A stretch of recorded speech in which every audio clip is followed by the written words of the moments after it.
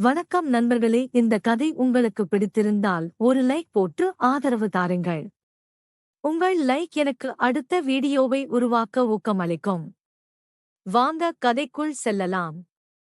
நான் கார்த்திக். வயது 23. வெளிநாட்டில் எனது கல்லூரி படிப்பை முடித்துவிட்டு எங்கள் ஊருக்கு திரும்பிக் கொண்டிருக்கிறேன். அங்கு என் அம்மா மற்றும் அப்பாவுடன் விவசாயத்தில் ஈடுபட்டு நாட்களை கழிப்போம்.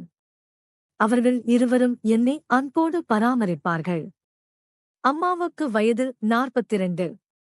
இந்த கதையின் நாயகி பவானி. அப்பாவுக்கு வயது 52. அவரை பார்த்துதான் நான் உடலையும் மனதையும் வலுப்படுத்தி அவரைப் போலவே இருக்க முயற்சிப்பேன். இந்த கதையின் நாயகன் கார்த்திக். சிறுவயதிலிருந்தே அப்பா விவசாயத்தின் முக்கியத்துவத்தையும் அதன் பயன்களையும் எனக்கு எடுத்துச் சொல்லி அதில் எனக்கு ஆர்வத்தை ஏற்படுத்தினார். அதனால் கல்லூரியில் வேளாண்மை படிப்பை தேர்ந்தெடுத்து படிக்கத் தொடங்கினேன்.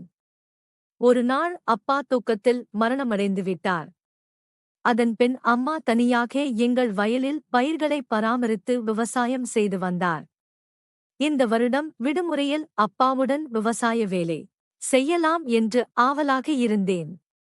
ஆனால் அப்பா தூங்கிக் கொண்டிருக்கும் போதே இருந்துவிட்டார். இப்படி ஆகிவிட்டது. விடுமுறை வந்ததும் வழக்கம் போல அம்மாவின் வீட்டுக்கு சென்றேன். அங்கு அம்மா எனக்கு பிடித்த மீன் குழம்பும் பழைய சோறும் தயார் செய்து வைத்திருந்தார். நான் உள்ளே நுழைந்ததும் வாடா, ஏன் இவ்வளவு தாமதம் என்று கேட்டார்.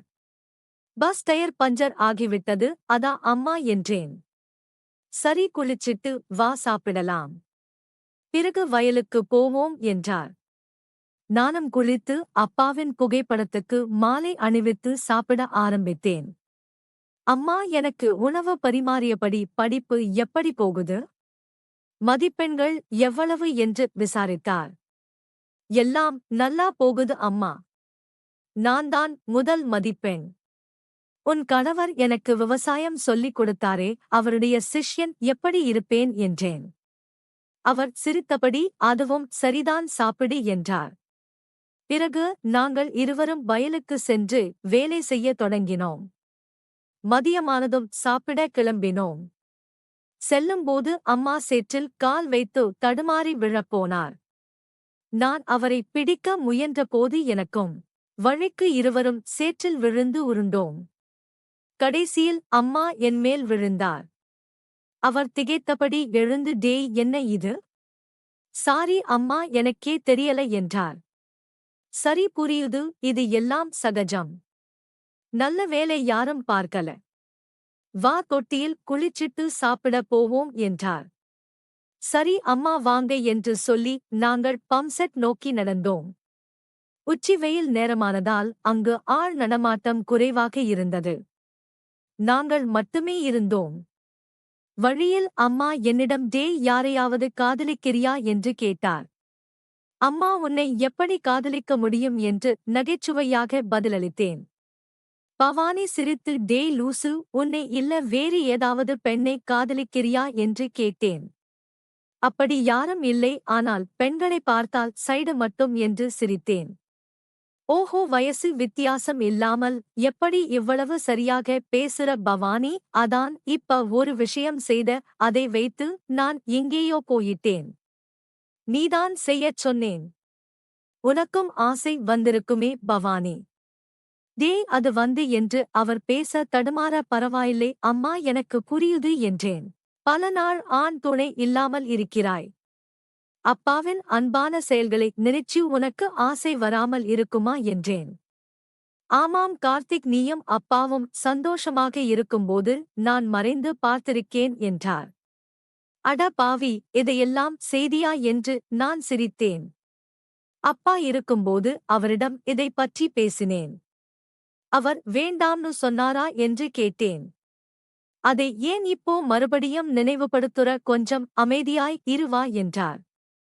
அப்போது எனக்கு புரிந்தது, அம்மா மகிழ்ச்சியை தேடுகிறார். ஏனெனில் அவர்கள் இருவரும் விளையாடும்போது அம்மா மிகவும் மகிழ்ச்சியாக இருப்பார். என் மனமும் அவருடன் விளையாட ஆசைப்பட்டது. ஆனால் சிறு தயக்கம் இருந்தது. அப்படியே நாங்கள் வம்சிட்டை அடைந்தோம். அங்கு அவர் இறங்கி குளிக்க ஆரம்பித்தார். வாடா நீயும் குளி என்று என்னை அழைத்தார். இல்லை அம்மா நீங்க குளிங்க நான் பிறகு குளித்துக் கொள்கிறேன் என்றேன். இப்ப வரப்போறியா இல்லையா என்று கேட்க நானும் சென்றேன். அவர் அதிர்ச்சியாக ஏண்டா மறுபடியும் என்று கேட்டார். அப்போது யாரோ வருவது தெரிந்து சீக்கிரம் உள்ளே வா என்று அவசரப்படுத்த நானும் உள்ளே சென்றேன். பிறகு நாங்கள் எங்கள் விளையாட்டை தொடங்கினோம். அம்மா கண்ணா இது தப்புதான். ஆனால் இந்த மகிழ்ச்சி புதுசாயிருக்கு. இப்போ இந்த மகிழ்ச்சி கிடைக்கும்போது இந்த அம்மாவுடன் வயலில் விவசாயம் செய். உன் அப்பா சொன்ன மாதிரி என்றார். பிறகு வாடா வீட்டுக்கு போய் இந்த பவானியுடன் வயலில் உன் தண்ணியை பாய்ச்சலாம் என்றார். நாங்கள் வீட்டை அடைந்து கதவை மூடினோம். பின்னான் அம்மாவை மகிழ்ச்சியாக்க ஆரம்பித்தேன். அவர் வயலில் விளையாட நாங்கள் இருவரும் ஆசையில் உற்சாகமாக இருந்தோம். அப்படியே தொடர்ந்து விளையாட அவர் 2 முறை மகிழ்ச்சி அடைந்தார். தேய் மகிழ்ச்சியாய் இருக்குடா என் வயலில் உன் தண்ணியை விட்டு என் வயலை புதுப்பி என்று சொல்லி என் மேல் படுத்துக் கொண்டார். நான் என் தண்ணியை அம்மாவின் வயலில் பாசனம் செய்தேன். நிரம்பி வழிய நாங்கள் எங்கள் ஆட்டத்தை முடித்தோம். அதன்பின் நான் என் விடுமுறை முழுவதும் என் பவானி அம்மாவுடன் வயலில் அவர் தோட்டத்தில் விவசாயம் செய்து மகிழ்ந்தேன். நன்றி.